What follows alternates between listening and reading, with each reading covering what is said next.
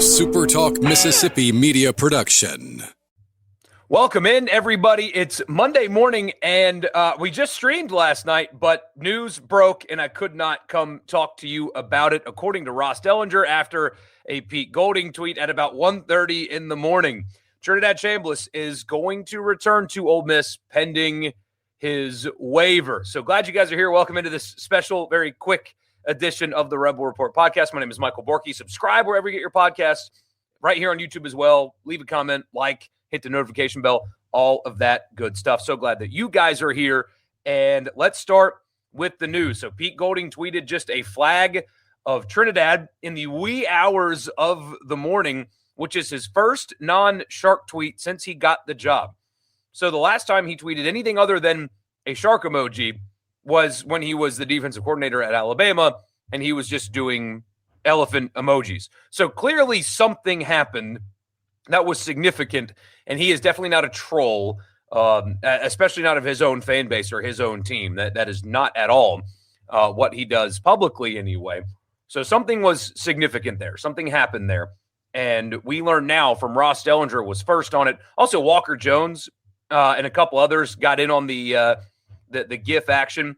But Ross Dellinger this morning, quarterback Trinidad Chambliss agreed to a new deal with Ole Miss contingent on him having his eligibility waiver request granted.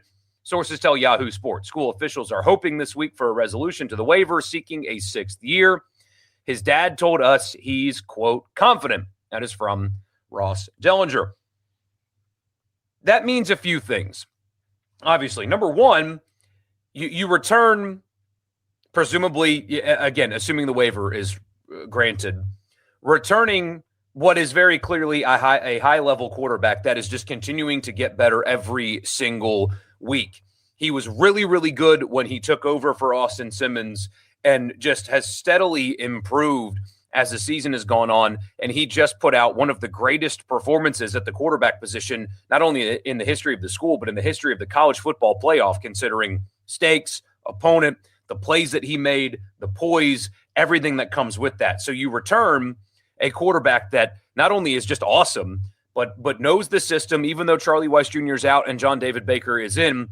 It's the same system. It fits him. He fits Ole Miss so well.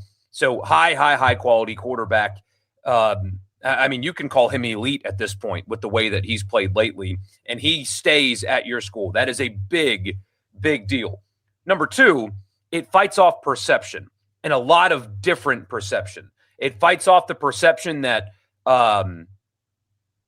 because there was so much conversation, right? There was so much, well, he's just going to follow Lane Kiffin. And when Lane leaves, he's bringing the quarterback and running back with him. He's bringing all the good players. And the only reason why Ole Miss was successful was because of Lane. And the second he goes, everything is going to, Ole Miss is just going to fall down into the gutter, and LSU is going to take whoever they want.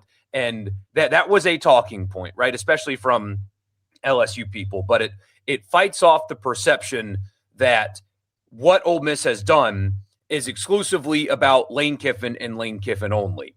It fights off the perception that offensive players don't want to stay, because that was a perception too that, well, Pete's the defensive coordinator, but you have this new offensive staff and there's going to be a lot of changes and all these guys are going to, it fights off that perception.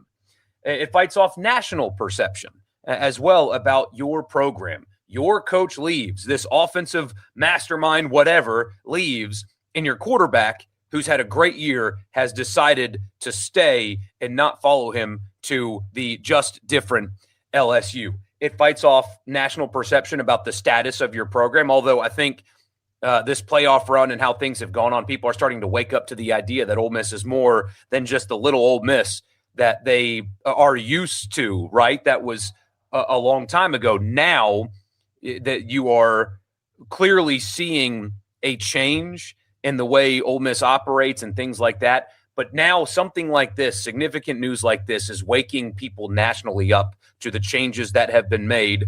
Clearly, the operation, the allure of Ole Miss is not just about Lane Kiffin. And then, pending the waiver, you get clarity about the quarterback position, because right now, if he doesn't get it, what are they doing at quarterback? Deuce Knight, everybody keeps talking about him returning. returning to Mississippi, coming to Ole Miss. That would be a good pickup. He's supremely talented. He has one start, and it's against Mercer, and then you would still have to add another one, I think, in the transfer portal. So it would be kind of muddy, right? You don't have supreme confidence in what the quarterback room would look like had he not decided to do this, had he followed Lane to LSU or not gotten his waiver. But if you retain Chambliss and also bring in Deuce Knight, you have to love your quarterback room in 2026.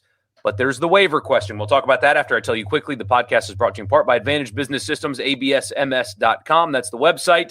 If you are a Mississippi business in the market for office technology, there you go, absms.com. Also, Priority One Bank. They make you their priority every single day with their online banking platform. It's a one-stop shop. All you need is an internet connection. You can do whatever it is that you need to do with your money because that's what they do at Priority One Bank. They make you their priority. The waiver. I have no idea. I wish I knew. There are people around Ole Miss that are increasingly confident that they're going to be able to get it. And here's what an announcement like this does, by the way. Speaking of perception, the PR side of this, because now, despite what Pete Thamel tweeted last night, and now we know it was pathetically worded, with all due respect to Pete Thamel, he did a bad job framing that last night. From a PR perspective, the NCAA denying this guy's waiver would be problematic for a couple of reasons. Number one, you now know he's not chasing money, right? He's not just trying to get a waiver so he can put himself in the portal and get all these offers, and he's not just chasing money. He's wanting to stay where he is. And from a perception standpoint, I think that helps the public perception of Trinidad Chambliss and people wanting him to get another year. I think even though the last couple of weeks have not been great for Diego Pavia, a lot of the reason why people were fine with Pavia getting another year was this great quarterback staying at Vanderbilt. If Pavia were to try to get another year and then hit the portal and just make it a bidding war, I personally, I don't know about other people, I personally would not have liked that in the same way that I did him staying at Vanderbilt. This is that as well. You can have I'm not chasing money. I'm getting paid because everybody gets paid, but I'm not out here just trying to put my name in the portal and just take all these offers and make it a bidding war. I'm happy where I am. I want to stay where I am.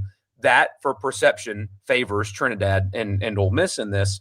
And also what this can do is this can prove damages. It can prove that if the NCAA denies this, you can then, with Tom Mars at the helm, take this to a judge or take it to court and say, look at what you are robbing of this individual if you do not approve his waiver. This is what you're robbing him of, literal money, like true, actual money. And you can prove damages. If this gets denied, I don't think the story is over because very clearly you have judges that do not value the NCAA's rules, their eligibility. It doesn't stand up well in court. So now you've got a deal in place. Now you've got a really, it's a well-documented case with him being unhealthy, unable to play because of a health situation and not being granted a medical red shirt. You can find the right judge, the right district of whatever, and hear that case. And I'd be willing to bet if this goes to court, the NCAA would lose because they lose all the time. So that's big for that as well. Even if his waiver gets denied, I don't think the story on Trinidad Chambliss would end there. Considering you've got Tom Mars and you've got more than Tom Mars working on this, you would be able to lawyer up, find the right court and say, hey, hold on a second. Here's the case. He was medically unable to play football. It falls under the NCAA red shirt medical hardship rules. They denied it, and now their denial is causing actual damage to the individual. It's happened before. I would really like the odds in the favor of the lawyers against the NCAA, considering you have a true medical situation going on here. So it's a massive deal because he's an elite quarterback. The branding and all that nationally that you're going to get around Trinidad all this offseason going into next year is going to be really, really significant. I mean, people like him. They like his story. They like his name. They like the flags. And also they love watching him play. That guy is going to command so much attention, and he seems like the kind of young man that is able to compartmentalize that's going to be able to handle that as well. But the branding, the attention, the everything that your program's going to get this offseason, he's going to be at or near the top of every single preseason Heisman list. And oh, by the way, he's a great player, and he knows how to run this offense. And he will be attractive in the portal for other players to come join him. It fights off the perception that it's little Ole Miss, and the only reason why they won was because of Lane Kiffin. This is a big, big deal for many reasons, pending that waiver. But even if it gets denied, don't think the story is over quite yet. Thank you guys for tuning in. Like, subscribe, leave a comment, all that good stuff. I will talk to you live tomorrow night, although there's a chance that I'm doing another one of these later today as well. But I'll see you Tuesday night for sure live. Trinidad, pending the waiver, back at Ole Miss. A really big start to your week. And oh, by the way, you play in the semifinal on Thursday. See you soon. A SuperTalk Mississippi media production.